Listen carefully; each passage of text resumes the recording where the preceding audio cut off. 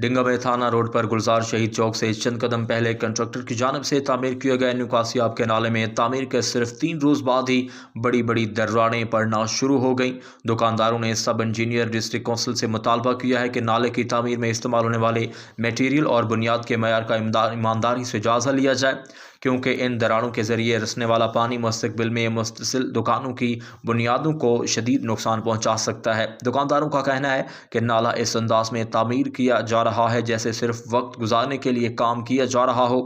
ان کے مطابق تھانہ روڈ، کولیاں روڈ اور مین بازار میں برسوں قبل تعمیر کیے گئے نالے آج تک مکمل طور پر مضبوط اور قائم ہیں، جبکہ یہ نالہ ان سے 2 گنا چوڑا ہونے کے باوجود 3 دن میں ہی جگہ جگہ سے ٹوٹنا شروع ہو گیا ہے۔ علاقہ مکینوں اور دکانداروں نے deputy commissioner Gujarat, assistant commissioner Kharian اور متعلقہ سب انجینئر سے مطالبہ کیا ہے کہ نالوں کے معیار کا فوری جائزہ لے کر تعمیراتی معیار کو بہتر بنانے کے لیے عملی اقدامات کیے جائیں۔